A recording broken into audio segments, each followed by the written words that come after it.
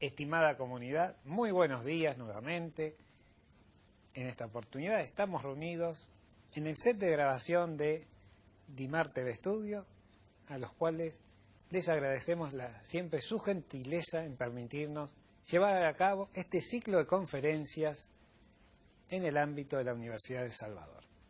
En esta oportunidad toca entrevistar a Pablo María Corna, nuestro querido especialista de derechos reales y un humilde aprendiz del derecho.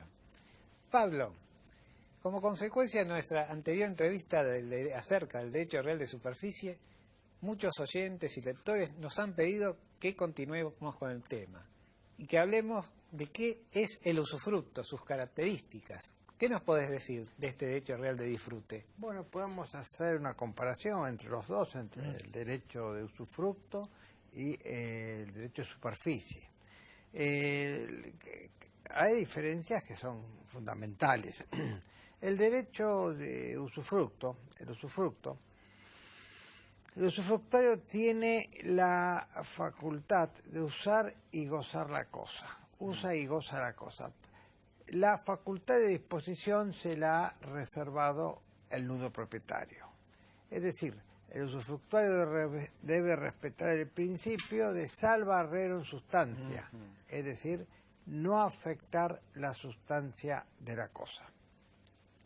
El usufructuario es un poseedor legítimo, tiene a su favor también no solamente las acciones posesorias, sino también el petitorio, es decir, está legitimado para el ejercicio de las acciones reales.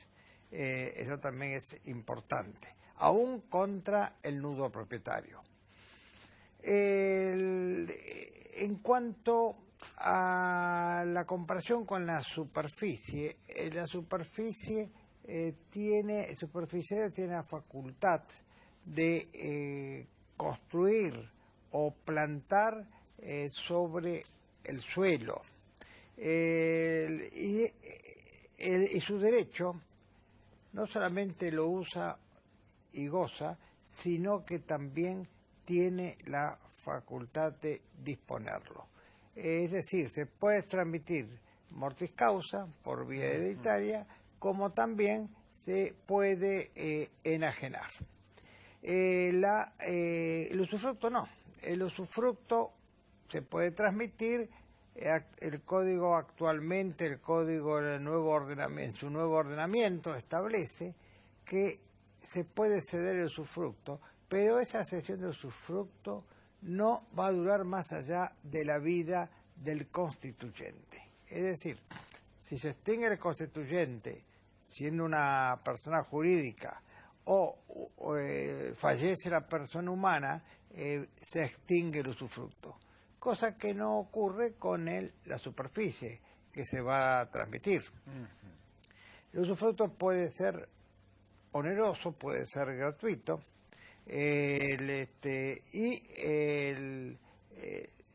la superficie también, la superficie puede ser también onerosa, puede ser gratuita, en eso tiene cierta semejanza. La duración del usufructo puede ser vitalicio, por la vida de la persona humana, y si es una persona jurídica, fue llevado de los 20 años, que era el máximo que tenía el Código de Vélez, a 50 años, y esto debido al alargue de la vida humana, ¿no? Entonces, tiene sentido esta prolongación en las personas jurídicas. Bueno, la superficie, en cambio, tiene más tiempo. La urbana hasta 70 años. Y la superficie de plantaciones es por 50 años también. También es titular del ejercicio de las acciones reales y aún contra el nudo propietario, el superficiario. Aparte, por supuesto, del posesorio. El superficiario tiene más facultades, es decir, puede hasta las construcciones, la puede hasta dividir en propiedad horizontal.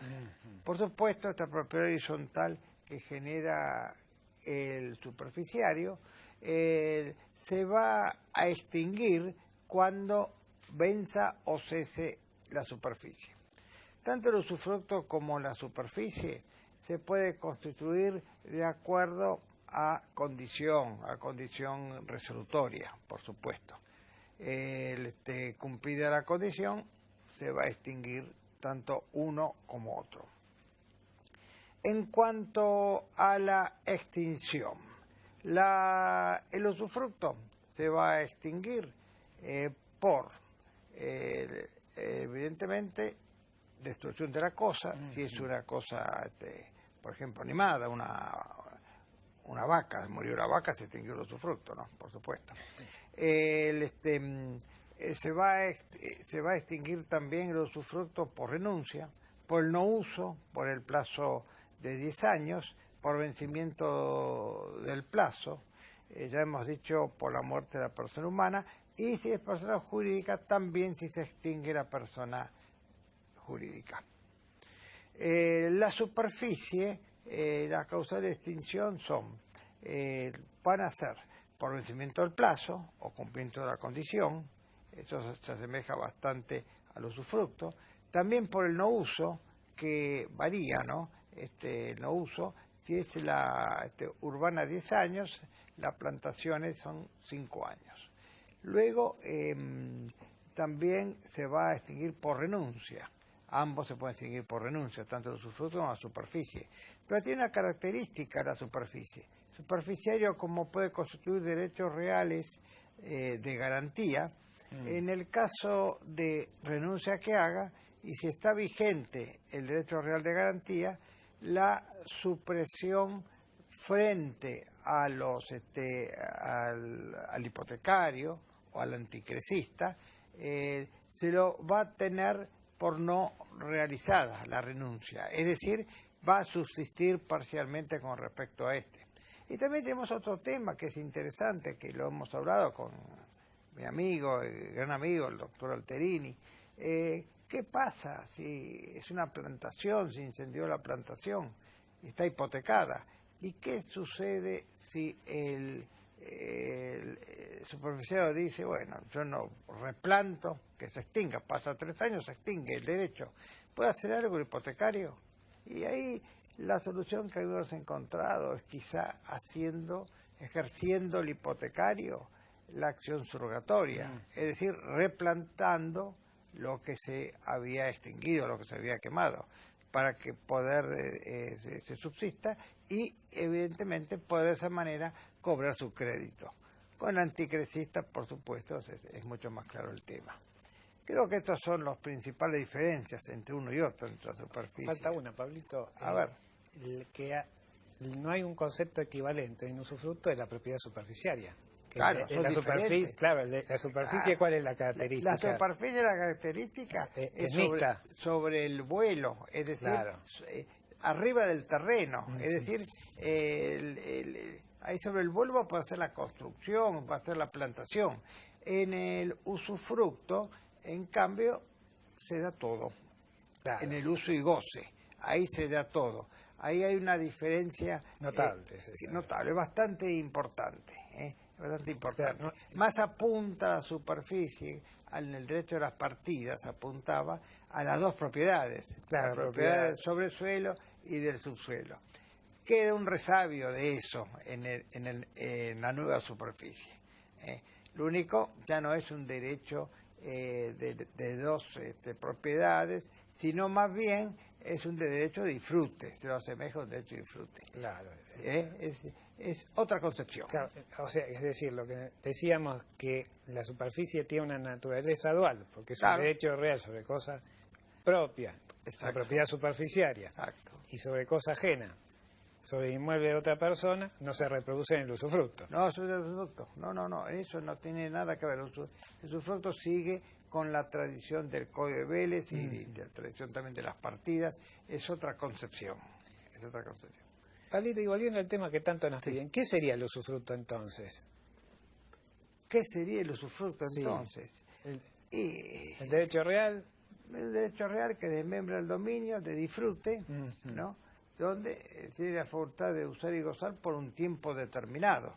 La cosa, el usufructuario. Se eliminó el cuasi usufructo, que eso está muy bien, no tiene sentido, por eso más se parecía a un préstamo de consumo, no tiene sentido, modernamente no tiene sentido. Es decir, esa es la característica fundamental del usufructo. Siempre que cuando vos hablás, siempre no puedo dejar de pasar, que siempre recomendamos cuando hablas de cuasi usufructo, el Tratado de Servidumbres de don Guillermo Allende. Sí, Ahí, sí. Allende siempre lo decimos, que era la característica, que era un gran conocedor de derecho romano. Y si ustedes leen ese tratado van a ver, según su interpretación, con las citas que él hace, que fue una mala traducción de un Senado consulta. Sí, y que pasó posteriormente a las legislaciones. Pasó a la legislación y pasó a la tradición medieval. Tenía un cierto sentido en querer que sea un derecho más fuerte como derecho, como pseudo, llamémoslo así, derecho real, frente a un derecho personal de un mero préstamo. Con eso se le quiso dar una mayor fortaleza. En el fondo era eso, aparte de la mala traducción, todo eso, ese fue el sentido de la Edad Media. En la época de la redacción del Código de Vélez no lo tendría que haber incluido porque ya estaba totalmente en desuso el cuasi usufructo. Y similar discusión hay en torno a la figura de cuasi posesión. Bueno, la cuasi posesión es toda una cuestión que viene discusión de los romanistas. ¿Cómo se interpreta el derecho romano? ¿Cómo se interpreta el derecho romano? Si solamente eran poseedores los titulares de dominio y condominio y los restos eran cuasi poseedores y tenedores. Postura que sostuvo también el profesor Molinario, ¿no? Que en realidad Alberto Domingo Molinario, ese aspecto, digamos, fue el último gran profesor clásico que lo sostuvo. Que lo sostuvo, exactamente. Lo que pasaba es que en el Código de Vélez había disposiciones que eran equívocas. Y las notas también. Y las notas también. Y algunas disposiciones. En prescripción, había varias que hablaban de la posesión o de la cuasi posesión. Y eso llevó equívocos a algunos autores. En el fondo, Vélez siguió en gran parte a su mentor, que fue Freitas, el gran Freitas, ¿no? No tenía sentido. Eso y gracias que lo siguió. ¿Cómo? Y gracias que lo siguió. Gracias que lo siguió. Tenemos que agradecer. Lamentablemente Freitas escribió hasta Servidumbre. Después Freitas acabó desgraciadamente internado en un psiquiátrico, ¿no? Es cierto. Era un gran profesor, recién reconocido a fines del siglo XX en Brasil, ¿no? No me digas. No, sí, no. Recién últimamente se lo ha reconocido a Freitas como un gran jurista. Era un gran jurista. Freitas, subsistió el nombre de Freitas por el Código Civil argentino. Claro. Es increíble. En su patria no lo valoraron. Decían que era cuestión de racismo, porque te es bastante morocha, negra, ¿no? Bueno, son esas pequeñeces que tienen los hombres de derecho. Y volviendo al usufructo, ¿cómo se constituye el usufructo? El usufructo se puede constituir, evidentemente, no hay ninguna duda, por contrato. Puede ser también por testamento, que el testador lo deje el usufructo a una persona, al otro le deje la nueva propiedad. Prescripción. El usufructo puede prescribirse. En la práctica, quien va a usucapir va a decir que va a usucapir el dominio, ¿no? Yo una vez he visto en una quiebra decir el que había usucapido el derecho real de uso porque es inembargable, ¿no? Claro. Bueno, pero eso es una cosa realmente extraña. En el fondo, la presión adquisitiva no se va a dar, ¿no? También el Código de Vélez nos hablaba del usufructo legal que tenían los padres sobre los bienes de los hijos, ¿no? Sí, ahora que ha sido eliminado con la sanción del Código Civil Comercial. Bueno, eso era las causas de constitución del usufructo. En nuestro derecho tenemos el contrato, el testamento, se prohíbe nuevamente la constitución judicial, que está muy bien. Lo pueden acordar los partidores en una sucesión, pero tiene que ser voluntario, no lo puede imponer el juez. Por ejemplo, hay dos herederos, uno que es mayor y otro que es muy joven y mucha diferencia de edad. Bueno, al mayor le damos el usufructo, combinan ellos, total, la expectativa de vida va a ser menor, el otro que tiene muy corta edad se queda con una propiedad que pronto va a recuperar el primer dominio. En algunas sucesiones se hacen así. Y lo que vos dijiste de la prohibición del usufructo judicial fue tan tajante que yo me acuerdo cuando fuimos a Bahía Blanca en el 2015, se quiso poner como conclusión casi unánime, porque hay autores de familia que sugerían que el juez, en caso de conflicto, para resolver esos problemas, podría constituir un usufructo a favor de los hijos. En esa jornada se rechazó esa tesitura. Yo creo que con razón, porque no tiene sentido que judicialmente se pueda imponer. Se puede imponer, pues sobre todo, si los herederos son de edad semejante. Al que le toca una propiedad se perjudica, evidentemente. Eso es evidente, ¿no? Otra cosa que los sucesores lo acuerden por determinadas razones. Pero no. Obligar una partición de ese tipo, que sea obligatoria, es un disparate. Sí, y por vía testamentaria tenemos que acordarnos que también existe el legado de usufructo. Sí, también existe el legado de usufructo, por supuesto. Sí, también, eso no es ningún problema. Y Pablo, ¿y el derecho de acrecer qué es? Derecho de acrecer, claro, en el usufructo se puede, en principio y en final también, ¿no? El derecho a acrecer tiene que estar establecido, estar pactado. Es cuando a medida que van falleciendo, cuando hay co-usufructuarios o van desapareciendo, los otros, si así se ha pactado, van creciendo, van ocupando su lugar. Si no está pactado el derecho a crecer, esa parte la va a ocupar el nudo propietario. Va a estar junto con los usufructuarios en la utilización, en el goce de la cosa. O sea, tiene que estar establecido. Y otra cosa importante, también se puede, tanto para el usufructo como la superficie, establecer de una parte no dividida, hacer el usufructo una parte no dividida. Por ejemplo, supongamos que tenemos una propiedad de 1000 metros cuadrados, hacer el usufructo para 100 metros cuadrados, para poner un kiosco, por ejemplo. Una parte material. Una parte material de una cosa no dividida. Por supuesto, habrá que cumplir con el principio de especialidad en cuanto al objeto.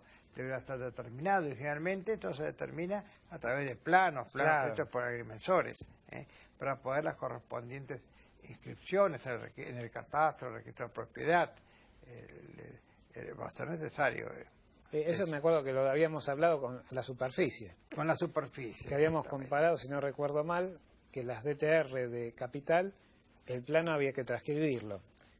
Y ahí en la provincia de Buenos Aires era mucho más riguroso porque había que adjuntarlo. Hay que adjuntarlo, exactamente. En la provincia de Buenos Aires es más riguroso el tema. Por eso hay menos conflictos en este aspecto.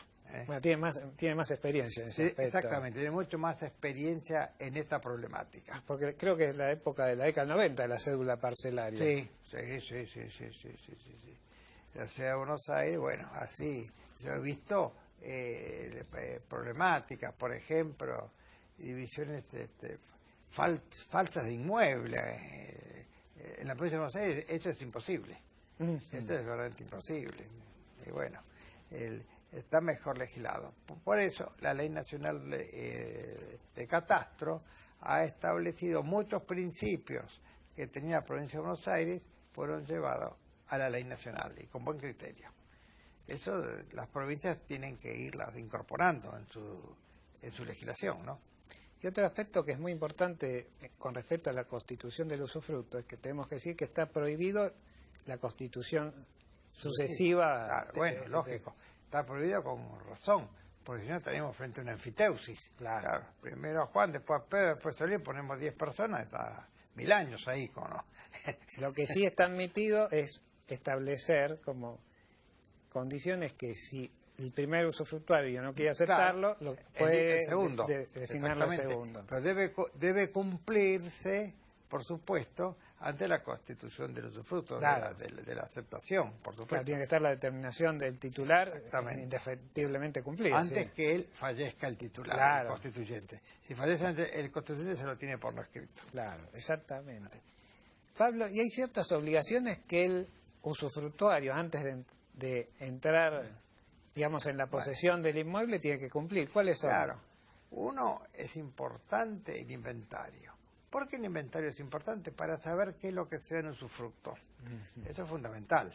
Si son cosas muebles, hay que inventariarlas y determinarlas. Si es un inmueble, saber el estado en que se encuentra.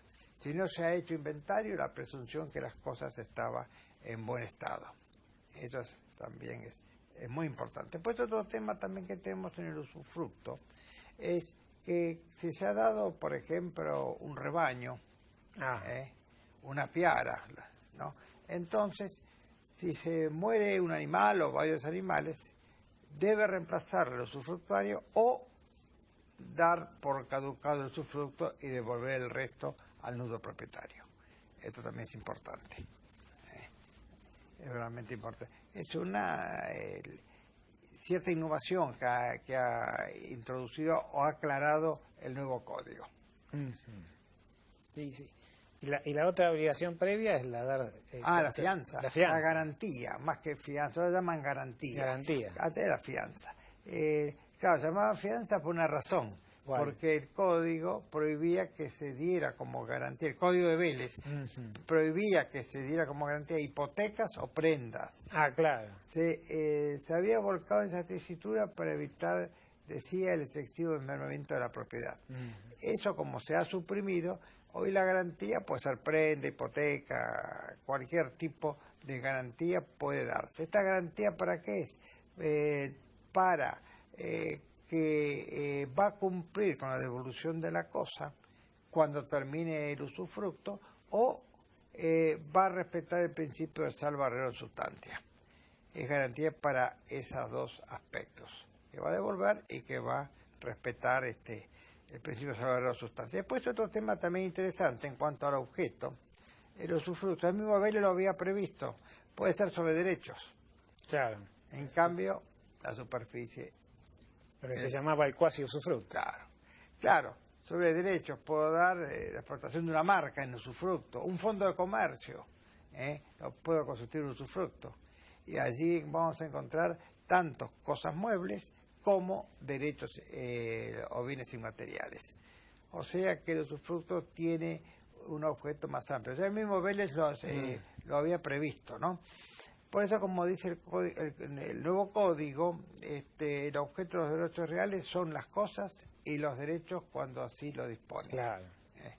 Ese es el objetivo bien establecido en el código. Está muy bien eso. Los derechos cuando lo establezca. Claro, una prenda de crédito, por ejemplo. Claro, porque es algo muy novedoso. Claro que antes se decía, estaba en el papel. ¿Cómo un papel va a valer un crédito de $1 millón? Sí, es el papel, este papel vale $1 millón, vale el crédito, el papel vale el valor del papel. Bueno, eso actualmente se ha superado. Se ha superado. Pero eso ha regulado la prenda de créditos, que está bien, ese aspecto está bien. Pablo, para no dejarlo afuera, Sí. ¿qué nos podés decir del derecho real de uso y del derecho real de habitación? Bueno, sobre todo este último, el del cónyuge de su parte, claro, del sí, conviviente. sí, Porque claro, es muy... tengo varios aspectos. El derecho real de uso, el principio del uso es percibir los frutos necesarios para la subsistencia del usuario y también de los convivientes. Ese es el objeto del derecho de uso. Por eso tiene un carácter alimentario y es inembargable. El usufructo, en cambio, es embargable. En principio es embargable. Yo sostuvimos creo que con vos, Carlitos, en las jornadas de Bahía Blanca, creo que fue, ¿no? Donde ante la contradicción que el usufructo dice una parte del código que es embargable y otra parte que es inembargable, habíamos sostenido que es inembargable en cuanto se asemeje un uso. o claro, los chicos sí, lo con hemos... sus frutos. En cambio, si supera las necesidades de la familia, es embargable. Sí, éramos tres, con Paola Mestoy también. Exactamente, Hicimos con Paola la Mestoy. ponencia y después el artículo en IJ. Exactamente, después lo publicamos en IJ. Creo que esta es la solución a esa contradicción, ¿no? Y después el derecho de habitación es en el uso, el sobrante se lo debe dar al nudo propietario. En el derecho de habitación es un uso más chico, es decir, la facultad de usar una casa o parte de una casa. Claro, morar. Exacto, morar viene esa es la terminología que usó Vélez y que viene de las partidas. Morar. Los moros moraban en la morería. ¿Sí? Claro. Morar y de moro. Los moros moraban en la morería. Eran los términos usados en la Edad Media. Bueno, entonces, volviendo al derecho de habitación. Facultad de usar una casa, en total una parte. El código también copia o transcribe de la legislación anterior el derecho de habitación del Código Superstite. Permite que el Código Superstite, en lugar que fue la casa de habitación, pueda constituir legalmente el derecho de habitación gratuito y vitalicio por la vida. Y al conviviente también le permite, pero más limitado. 2 años. 2 años, exactamente limitado a 2 años. Después de 2 años, andate. Exacto. Es así, es así.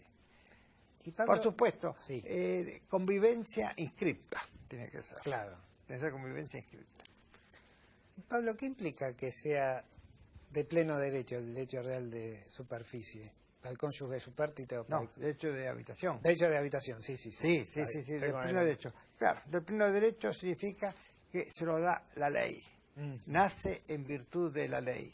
Nace por la ley. Esto lleva otras implicancias. ¿Es necesario inscribirlo? En principio no, pero es conveniente inscribirlo, claro, para evitar discusiones, ¿no? Conviene inscribirlo. Es decir, lo tiene de pleno derecho, cumplida el fallecimiento del causante. El Código de Superstite tiene derecho a optar por usar esta facultad, este derecho que le da. Es una cuestión muy parecida a la problemática que ofrece la propiedad indígena. Claro, es otra cuestión, esa propiedad indígena también. Pero en cuanto a la publicidad. Es nacido por la ley, nace por la ley. Y claro, está fuera del régimen del Código Civil de origen romanista, porque la propiedad indígena ahí tiene mucha importancia el derecho consuetudinario, ¿no? Es un derecho constitucional, podemos decir es un derecho real, pero está fuera de las disposiciones del Código porque tiene otra fuente de origen, es para los pueblos originarios, que continúe utilizando esa tierra, por supuesto, ¿no? Y tiene una serie de connotaciones muy interesantes, ¿no? Están la OIT, que ha regulado también este tema, ¿no? Sí, la convención, bueno, la sí, primera fue la 107 y la 169, la última. La más importante es la última. 169. 169 es la más importante. Es muy interesante este tema. Ahí hemos trabajado un libro con el doctor Alterín y la doctora Vázquez sobre propiedad indígena. Es un tema muy interesante porque una cosa es propiedad indígena en el norte, que tiene una influencia incaica muy importante, donde estos pueblos dentro de su comunidad, cada uno cultiva el mismo cereal, pero hortaliza, ¿no? Pero con una característica: se van rotando dentro de la comunidad, van rotando las parcelas, o sea, evitan el agotamiento de la tierra. Y se alimentan entre ellos, una manera de sostenerse ellos mismos. Claro, el derecho romano, de origen romano, se puede aplicar, ¿no? nunca iban a prescribir. ¿Por qué? Pues se andan rotando siempre Claro. la parcela. Van girando dentro de la comunidad. Es otro derecho, porque ahí lo importante que es la tierra. ¿Y el hombre qué es? El hombre está como sujeto a la tierra, pues tiene una concepción religiosa. La tierra, la Pachamama, es la madre tierra. Y ellos son los que habitan la tierra, los hijos de la tierra. Me pareció muy particular. Yo me acuerdo que en esa investigación que hicieron ustedes tres, la única, digamos, población que tenía un concepto de propiedad privada era en el sur, los zonas y los yámanas. Sí. Después en todo el resto de la República no había algo semejante. No había, para nada. Era así el hecho consuetudinario, más muy particular, muy diferente. En los del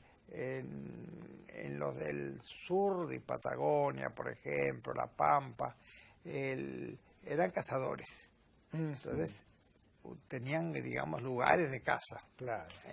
por los cuales se peleaban, por supuesto. Los del norte, que en cambio ya se habían sentado en la tierra en cultivadores, ellos cultivaban, de cuyos cultivos un tercio era para el rey, para el inca, un tercio para la iglesia, para el clero, y otro tercio para ellos. Entonces, cuando había sequía, se habían los graneros, tanto del clero como los del inca, para repartir y no pasar hambre. Eran sociedades muy especiales. Pablo, y hablando del Inca, hubo un personaje histórico que se hizo creer a los españoles que era descendiente del Inca, ¿no? Sí, el Borges era un andaluz que tenía un origen moro. Entonces, claro, tenía la característica de ser morocho, ¿no? Entonces, cuando se vino para América, se hizo pasar por inca, por indio. Y decía que era el sobrino de Atahualpa, del último inca. Entonces, que los iba a liberar, era un enfermo mental, evidentemente, ¿no? Un psicópata. Levantó hasta 20.000 lanzas, las rebeliones calchaquíes. Ahí fue que los españoles expulsaron a los quilmes de su región y los mandaron una parte mínima Entre Ríos y otra parte a lo que es Quilmes de la provincia de Buenos Aires, ¿no? Y ellos juraron no reproducirse y se autoextinguieron, porque fueron arrancados de su tierra. Interesante. Muy interesante, son temas que temas no históricos. sabemos. Sí, la gente no los conoce. Pero es interesante. Borges, un personaje era. Porque creo que también engañó a los propios españoles, ¿no? Sí, engañaba porque a los españoles les prometía que iba a revelar dónde estaba el tesoro del Inca. Ah, claro, el famoso tesoro. El famoso tesoro, sí, que se tiene en la imaginación de Borges. A la iglesia le decía que los iba a convencer que se bautizaran. Y a los indios le decía que los iba a liberar los españoles. Sí, era un loco. Vaya personaje. Duró años, al final terminó Borges condenado a muerte y descuartizado en Charcas. En la audiencia de Charcas donde fue juzgado. Ataron en cada extremidad un caballo y bueno, rebencazo al caballo y quedó partido en 4 pedazos el tipo. Bueno, y lo último que, volviendo a nuestro tema central, que fue el usufructo, uso y habitación, la última diferencia importante, que el uso y la habitación, los titulares tienen que ser sí o sí personas humanas. Que las personas el uso de la habitación tiene que ser persona humana. Una persona jurídica no puede habitar una casa. Exactamente. No tiene sentido. Tiene que ser persona Se discutía mucho en el uso por ahí. ¿Cómo? Antes se discutía en el uso. Se discutía en el uso. No, pero en el uso tiene que ser hoy día persona humana. Bueno, pues creo que con esto terminamos esta entrevista, Pablo. Estimada comunidad, nos despedimos. Antes de finalizar, agradecemos a la tan querida Universidad del Salvador que nos permite hacer este ciclo de entrevistas y a Dimar TV Estudio, que siempre tiene la gentileza de facilitarnos el set de grabación donde se realiza toda esta actividad. Muchas gracias y nos vemos hasta la próxima.